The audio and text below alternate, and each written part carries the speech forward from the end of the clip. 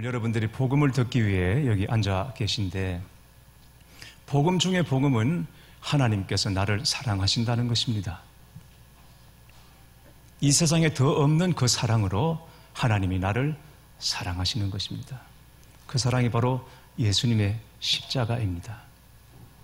그러므로 여러분이 살아가시다가 삶이 지치고 힘들고 낙심이 되고 소망이 없어질 때, 그리고 모든 것을 다 포기하고 싶은 마음이 들 때 십자가를 바라보시고 하나님의 사랑을 기억하시기 바랍니다. 사도 바울이 이 사랑을 알았습니다. 그리고는 로마서 8장 35절에서부터 39절까지 이렇게 말하고 있습니다. 누가 우리를 그리스도의 사랑에서 끊으리요? 환난이나 곤고나 박해나 기근이나 적신이나 위험이나 칼이랴. 기록된 바 우리가 종일 주를 위하여 죽임을 당하게 되며 도살당할 양같이 여김을 받았나이다 함과 같으니라.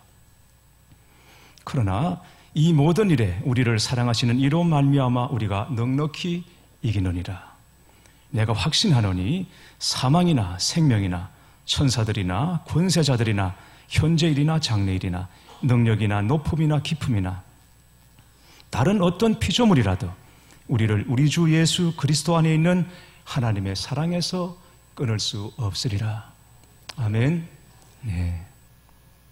이게 바로 우리 한 사람 한 사람을 향한 하나님의 사랑입니다. 이 사랑이 바로 복음의 핵심입니다.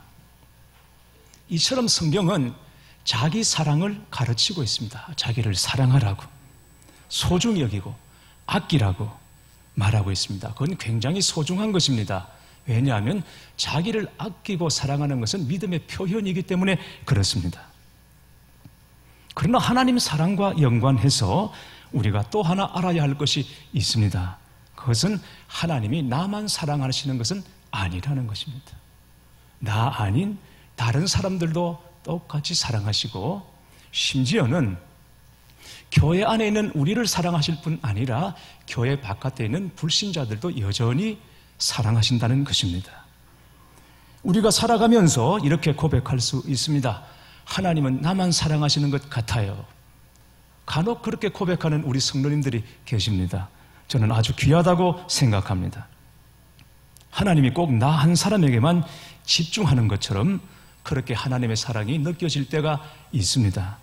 그러나 이 고백이 이기적이고 자기 중심적인 고백이 되어서는 안 됩니다. 자기만 사랑하는 것은 잘못입니다. 가족 사랑 중요하지만 자기 가족만 사랑해서는 안 됩니다. 사람이 자기 자신에 대해서는 자기가 제일 잘 아는 것 같지만 실제로는 잘 모르는 경우가 있습니다. 그래서 자기에게 대해서 굉장히 가혹해지거나 혹은 굉장히 관대해질 수도 있습니다. 왜냐하면 자기를 잘 모르기 때문입니다. 근데 다른 사람을 대하는 데 있어서는 너무 좁고 인색하고 옹졸하고, 그리고는 굉장히 메마를 수가 있습니다. 그러나 그게 가족이라면 이야기가 달라집니다. 가족에 대해서는 이게 우리가 받아주는 힘이 얼마나 강한지 모릅니다. 다른 사람 같으면 절대 안 됩니다. 그러나 내 가족이기 때문에 그냥 무조건 용납을 하게 되고, 가족이기 때문에 덮어주는 경우가 있습니다. 물론 가족이라고 다 그런 것은 아니지만 말입니다. 이번에 우리 청소년부에서 일본을 다녀오지 않았습니까? 일본 갔다 와서 저희 가족들이 모여서 일본에 대한 이야기를 했습니다. 얘기를 하다가 일본에 대해서 우리가 조금 다르게 봐야 될 것이 있지 않나, 제가 이 얘기했더니 저희 딸 예림이가 갑자기 아빠 친일이가 그렇게 묻는 겁니다. 그러자 저희 집 하림이가 누나를 야단치는 겁니다. 어디서 아빠한테 버릇없이 그렇게 말해요. 아빠한테 버릇없이. 저희 집 하림이가 저희 집에서 정의의 사도거든요. 그러면서 누나가 아빠 친일이가 그렇다고 버릇없이 그런다고 야단을 치면서 아빠 친일이세요 이렇게 얘기해야지.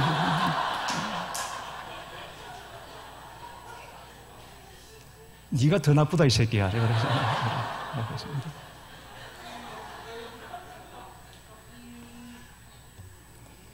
예수님을 주와 구세주로 영접하고 예수님을 믿는 순간에 우리에게 일어나는 놀라운 사건은 창조주 하나님, 이 세상의 주인이신 하나님이 내 아버지가 된다는 것입니다. 그런데 여러분, 이 하나님을 아버지라고 부르는 사람이 우리 주변에 많습니다. 누구입니까? 성도들입니다. 성도들은 한 분 하나님을 아버지로 섬기는 그의 자녀들입니다. 그래서 형제, 자매 혹은 가족이라고 말하는 것입니다. 오늘 본문을 보십시오. 어느 날 예수님의 육신의 어머니 마리아 그리고 예수님의 동생들이 사역 중에 계신 예수님을 찾아왔습니다. 이에 무리들이 예수님께 당신의 어머니와 동생들이 밖에서 당신을 찾나이다 그랬을 때 예수님께서 뭐라고 말씀하십니까? 누가 내 어머니며 동생들이냐? 누구든지 하나님의 뜻대로 행하는 자가 내 형제요 자매요 어머니이니라 그랬습니다. 누가 내 어머니요? 누가 내 형제 자매냐? 누구든지 하나님의 뜻대로 행하는 자가 내 어머니다, 내 형제다, 내 자매다. 그렇다고 예수님께서 육신의 가족을 나 몰라라 하시거나 내친 것은 아닙니다. 여러분이 잘 아시는 것처럼 예수님 십자가에 못 박히실 때 사랑하는 제자 요한에게 육신의 어머니 마리아를 부탁하지 않습니까? 요한아, 이제부터 네 어머니다 부탁한다. 그리고는 십자가에서 운명하셨습니다. 특별히 당부하신 것이 육신의 어머니 마리아입니다. 다만 하나님 안에서는 육신의 가족만 가족이 아니라는 것입니다. 영적인 가족도 있다는 것입니다. 함께 교회를 섬기는 우리 모두는 서로에게 영적인 가족으로서 너무나 소중한 서로에게 존재이고 자산이라는 것입니다. 그래서 새로운 가족의 발견인 것입니다. 사랑하는 교회 여러분, 한번 우리 스스로에게 물어보십시다. 우리가 어떤가? 우리가 정말 가족인가? 우리가 형제인가? 자매인가? 새로 교회 성도들이 오시면 우리는 새 가족이라고 부릅니다. 다르게 부르지 않고 새 가족, 새 가족이 오셨다 그렇게 부릅니다. 그럼 새 가족이 아닌 우리는 뭐냐? 그냥 헌가족입니다. 가족이라고 부르는 거예요. 우리가 그렇게 가족이 왔다고. 정말 우리가 가족이라고 여기고 있습니까? 형제라고, 자매라고, 여러분 옆에 앉아 계신 분이 여러분의 형제입니까? 여러분의 자매입니까? 여러분의 가족입니까? 지난 2주간에 우리는 사랑하는 교우 3분을 먼저 하늘나라로 보내드렸습니다. 이한구 집사님과 최상도 집사님, 김태균 집사님이 우리 곁을 먼저 떠나셨습니다. 장례를 집례하면서 너무나 가슴 아프고 슬펐지만 그러나 또 한편으로는 우리가 주 안에서 한 가족임을 깨닫는 기회가 되기도 했습니다. 김태균 집사님은 너무 황망하고 갑작스럽게 주님 곁으로 가셨습니다. 아마 가족들이 겪고 있을 아픔과 충격과 비통함은 우리는 아마 차마 다 이해하지 못할 것입니다. 장례 중에 이 집사님 이러다가 큰일 나겠구나 걱정이 됐습니다. 그런데 집사님이 점점 힘을 내시고 정신을 차리셨습니다. 그건 우리 성도들이 온 힘을 다해 온 마음으로 장례를 섬겨주셨기 때문입니다. 우리 성도들의 말 없는 위로와 말 없는 눈물이 집사님과 가족들의 마음에 위로와 힘을 주었을 것입니다. 지난 금요일 김태균 집사님 천국 환송 예배 때 이 집사님이 일어나서 이렇게 말했습니다. 이번에 우리 성도님들의 사랑을 보면서 제가 살아야 할 이유를 발견했습니다. 김 집사님은 먼저 가셨지만 그러나 집사님과 가족 곁에 또 다른 가족이 많이 앉아 있음을 보셨기 때문일 것입니다. 지난 2주간 연이은 장례 중에 저는 개인적으로 제 형제들을 돌봐야 되는 일로 좀 바빴습니다. 제 형이 간암으로 입원을 해서 시술을 받았습니다. 그래서 장례식장과 병원을 왔다 갔다 했습니다. 저는 형제가 넷입니다. 남자만 넷입니다. 그런데 몇 해 전에 제 바로 연년생인 아래 동생이 외국에 나갔다가 간암이라는 소식을 듣고 급거 귀국하는 중에 비행기에서 세상을 떠나고 말았습니다. 제 막내 동생도 지금 간암으로 투병을 하고 있습니다. 그런데 이번에 제 형까지 간암 판정을 받고 아주 어려운 형편의 몸 상태가 놓이게 되었습니다. 형도 제 동생도 가족이 없이 다 혼자 사는 처지라 어쩔 수 없이 제가 보호자가 되어서 병든 형제들을 돌보는 처지가 되었습니다. 이 상황이 저를 좀 힘들게 하고 있습니다. 우리는 대체 왜 이런가? 그런 마음의 원망이 이따금씩 일어나기도 합니다. 일찍 병으로 돌아가신 부모님께 물려받은 게 고작 이 병이란 말인가? 제가 새삼 이 나이에 그런 것을 탓하지는 못하겠습니다만 왜 이런 짐까지 내가 져야 하나 하는 생각 때문에 몹시 마음이 힘들었습니다. 그런데 여러분, 우리가 살아가면서 겪는 모든 일들 중에 우연이라는 것이 과연 있을까요? 우연이 없는 거죠. 모든 것이 하나님의 다 계획 가운데, 뜻 가운데 되어지는 일입니다. 좋은 일 중에도 하나님의 뜻이 있고 그렇지 않은 일 중에도 하나님의 뜻이 있습니다. 중요한 것은, 놀라운 것은 그 모든 상황 가운데 하나님은 마침내 선을 이루어 주시는 하나님이시라는 것이죠. 사실은 저희 사형제 중에 제가 몸이 제일 약한 사람입니다. 이따금씩 여러분께 말씀을 드리지만 저는 어린 시절 할머니 할아버지 시골에서 설화에서 자랐습니다. 제가 5살 때쯤 돼서 부모님과 헤어지게 됐습니다. 저희 부모님이 시골에서 농사만 짓다가 부산으로 내려오셨습니다. 제 형과 제 밑에 동생 둘 데리고 부산으로 내려와서 자리를 잡았습니다. 그래서 이제 부산 사람이 된 거죠. 근데 저는 한동안 할머니 할아버지 설화에서 자랐는데 제가 좀 철이 들면서 마음속에 의문이, 왜 우리 아버지 엄마는 나만 떼놓고 가셨나?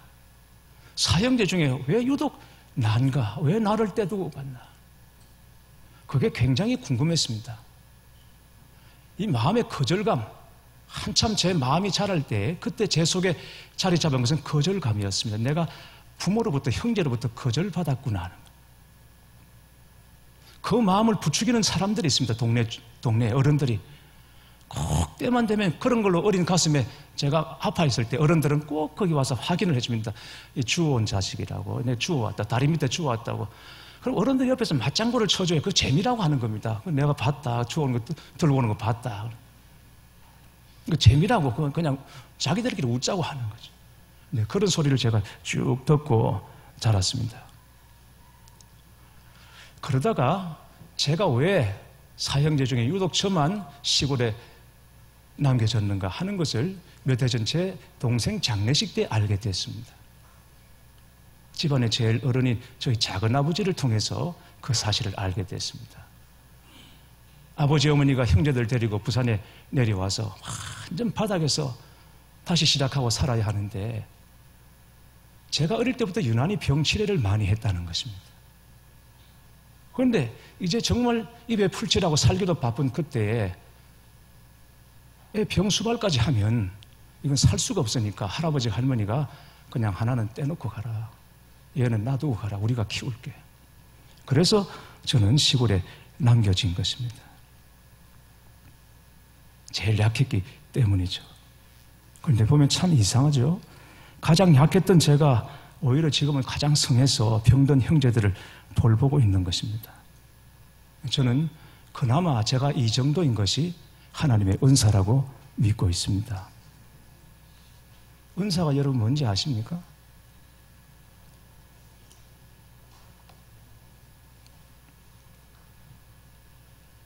은혜와 은사는 다릅니다. 은혜는 하나님께서 값없는 사랑을 그냥 내게 부어주시는 것입니다. 그래서 하나님의 사랑을 알았다 그러면 은혜 받았다 그러는 겁니다. 은혜는 하나님께서 누리도록, 내게 부어주시는 것입니다. 값이 없습니다. 은사는 다릅니다. 은사는 조건이 있습니다. 은사를 주실 때. 하나님의 은사는 값없이 주신 은혜를 나누고 증거하도록 주시는 하나님의 도구인 것입니다. 말하자면 누군가가 병을 고치는 신유의 은사를 받았다. 그러면 나는 병 고치는 은사가 있어. 자기 자랑 삼으라고 주신 것이 아니고 그 은사를 통해서 병든 자를 위해서 기도해주고 치유의 통로로 사용하라는 것이죠. 그래서 주는 것입니다. 여러분이 방언을 하십니까? 방언도 은사입니다. 방언의 은사를 왜 주십니까? 나는 이렇게 기도 잘해. 1시간도 기도할 수 있고 2시간도 기도할 수 있어. 자기 자랑으로 주는 것이 아니라 그 방언의 기도로 중보하며 기도의 사명, 기도의 짐을 감당하라고 주시는 것입니다. 그래서 은사인 것입니다. 저는 제일 약했던 저에게 이나마 건강을 주셔서 형제들을 섬기게 하는 것이 하나님의 은혜라고 믿습니다. 그건 은사입니다. 제게 형제들을 섬기라고. 제가 육신의 형제들을 섬기지 못하고 사랑으로 돌보지 못하면서 이 교회를 섬긴다고, 이 교회를 사랑한다고 말하면 그건 거짓말이 되지 않겠습니까? 제 막내 동생이 작년 연말에 금년 1월입니까? 네. 서울에서 아주 위험한 시술을 받았습니다. 들어가기 전에 담당 주치의가 부르더라고요. 너무 위험한 일입니다. 그런데 달리 방법이 없어서 해보는 겁니다. 시술 중에 죽을 수가 있으니까 서명을 해 주십시오. 서명을 하는데 마음이 몹시 힘들었습니다. 동생을 수술실로 들여보내놓고 대기실에서 기도를 했습니다. 그런데 아무리 시간이 지나도 안 나옵니다. 이 모니터에 뜨지를 않습니다. 같이 들어갔거나 훨씬 뒤에 들어간 다른 환우들은 벌써 나와서 대기 중이라, 그리고 회복 중이라고 나오는데 제 동생이 안 나오는 겁니다. 마지막까지 다 나오는데 제 동생만 남았습니다. 나오질 않는데 마음이 얼마나 힘든지, 이렇게 또 동생 하나를 잃는구나 싶어서 자리에 앉아 있을 수가 없어서 왔다 갔다 기도도 잘 안 되더라고요. 근데 한참 만에 제 동생이 나왔습니다. 제일 마지막에. 나중에 알았습니다. 제 아내에게 말하더랍니다. 회복실에 나와서 정신을 차리자마자 옆에 있는 의료진에게 밖에 우리 형이 있어요. 그랬더니 그분들이 예, 압니다. 보호자 밖에 대기하고 있습니다.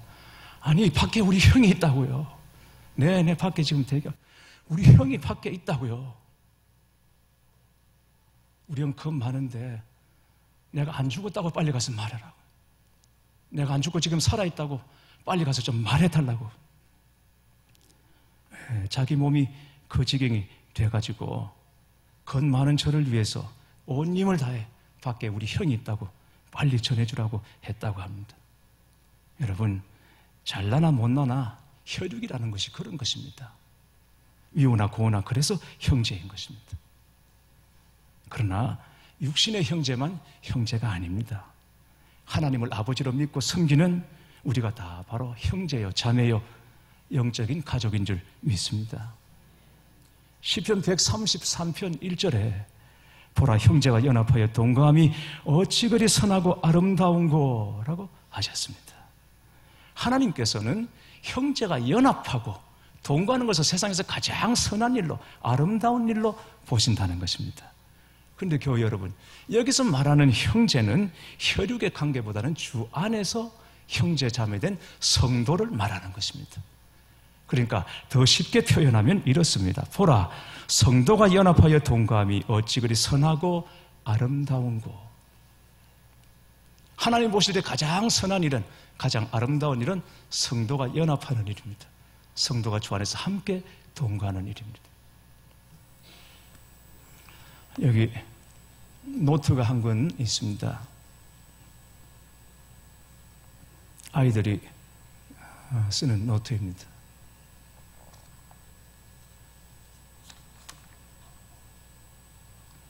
우리 고 김태균 집사님이 성경 필사하시던 노트입니다. 우리가 8월 한 달 동안 시편 필사를 하고 있는데 우리 김 집사님께서 바쁜 일과 중에도 틈틈이 이렇게 시편 말씀을 기록하시다가 끝내 다 쓰질 못하고 하나님의 부르심을 받으셨습니다. 여기 보면 얼마나 찬찬하게 글자를 잘 쓰셨는지, 그러니까 마음과 믿음과 온 사랑을 다해서 기록했다고 여길 만큼 꼼꼼하게 시편 말씀을 기록했습니다. 그런데 끝내 다 못 쓰시고 하늘나라로 가셨습니다.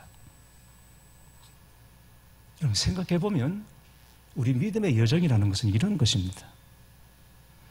함께 신앙생활하고 함께 교회를 섬기던 분들이 먼저 하나님께로 가고 나면 남아있는 성도들은 그분의 삶과 믿음을 또 이어서 살아가는 것입니다. 먼저 가신 분들이 못다한 사명을 우리가 지고 사랑의 수고를 감당하며 소망의 인내로 믿음의 여정을 우리는 또한 걸어가는 것입니다. 그래서 우리는 이 교회 공동체 안에서 우리들의 믿음의 행전을 기록해 나가는 것이 곧 신앙의 여정인 것입니다. 때로는 너무 엉터리 같고 엉망인 것 같고 모순 가득하고 이게 무슨 교회야, 이게 무슨 성도야, 그런 생각이 들겠지만, 그러나 이런 현실 속에서 주님이 우리를 다루어 나가시고 빚어 나가시고 거룩한 성도로 만들어 나가는 과정임을 여러분 믿으셔야 합니다. 이 세상에 완벽한 교회는 아무 데도 없습니다.